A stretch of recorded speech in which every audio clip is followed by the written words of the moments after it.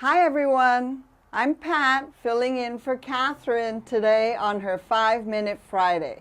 Today we're going to talk about bows and bows. So how many times have you gone out looking for the perfect ribbon to make that perfect bow for an occasion gift, maybe for a wedding or for a gift for your grandchild, and you just can't find the right ribbon? That's happened to me, and that's why I came up with the idea, why am I looking for a ribbon everywhere when I have a store full of fabric that I could cut up into strips and make my own ribbon and turn it into my own bows?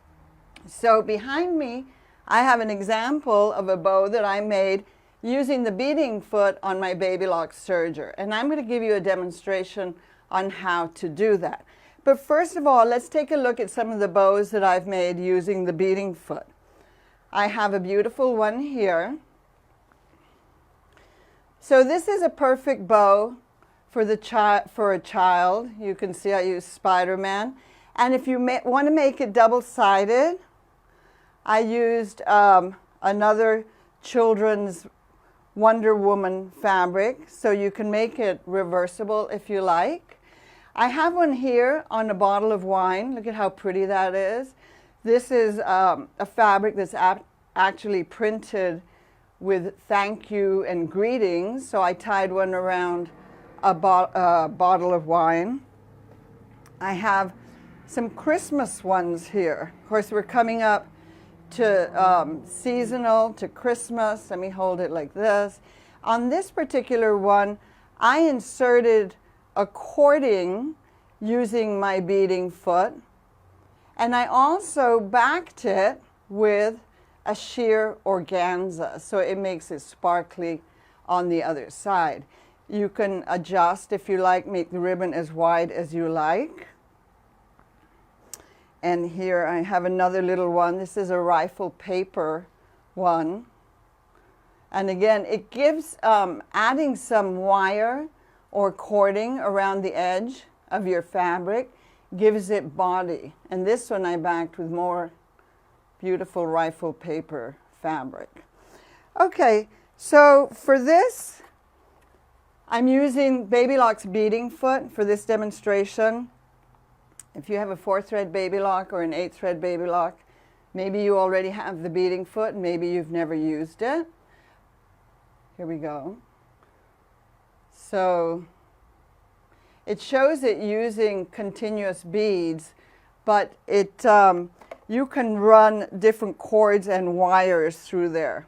So I'm going to come around, and I have the Babylock Acclaim set up here, and I have it set up with the beading foot already.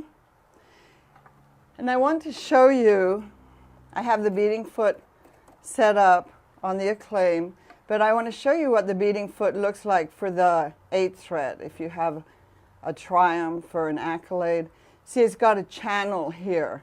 So what we're going to do,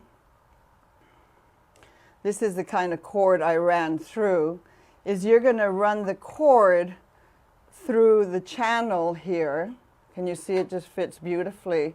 And it's going to guide the cord through and under your foot. So your needle is actually going to come down to the left, on the left of the cord, and wrap the thread around it. Let me just give you a close-up here of the sample that I have made. So you can be really creative. I actually have a green cord running through here, and I used fuchsia thread, and I lengthened my stitch length so that I have a two-tone colored stitch, decorative stitch on the edge to add body for my bow. On the other side of this ribbon, I changed my setting to a little rolled hem, and I fed a wire through. You can use beading wire. You want to make sure that you don't kink your wire, but you can run beading wire through the channel and use a rolled hem, and now you have a wire edge ribbon that holds its shape really nicely, and I made this one double-sided. So let me show you how it works. I'm going to get my ribbon, put it under my presser foot here.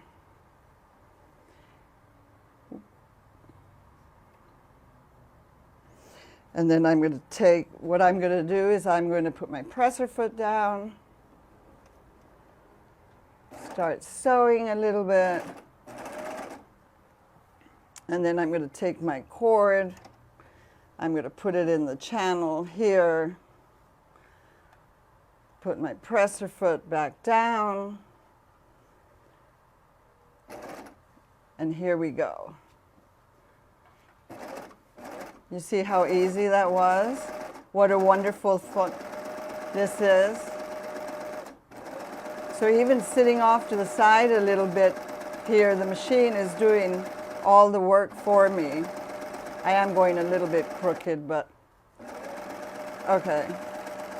So then when you get to the end, just keep going.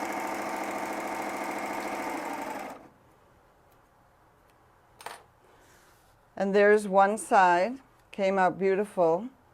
If you find that it's puckering just a little bit, which can happen sometimes, you can adjust your differential feed just a little bit.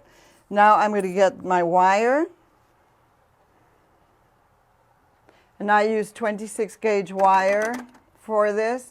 I'm going to change my setting to a rolled hem, which you do just by turning a dial. I'm going to put my fabric. Now when you're using wire, you can lock your blade if you like. If you're afraid that you are going to cut your wire, you can lock your blade. But I'm going to go, the wire is a little bit trickier. Let me go ahead and get it started. Remember, if you lock your blade, you're not cutting fabric. So make sure that you're running, you can see the wire, it's just a little bit trickier, but still, there we go, got it. So if you lock your blade, remember that you're not cutting, so be aware of that. Here I go. So I'm keeping my eye on it. I want to make sure that everything is going fine.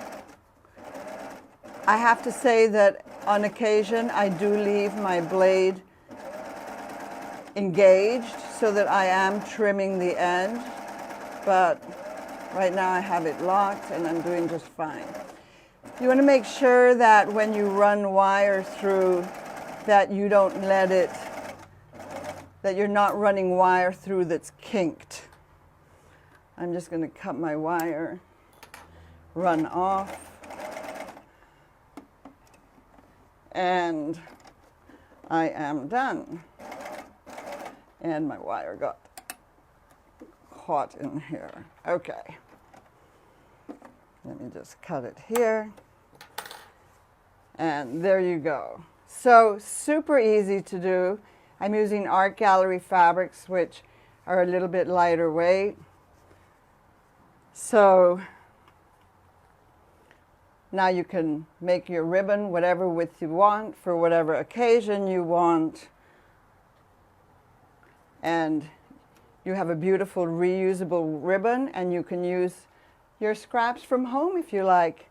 Thanks for watching.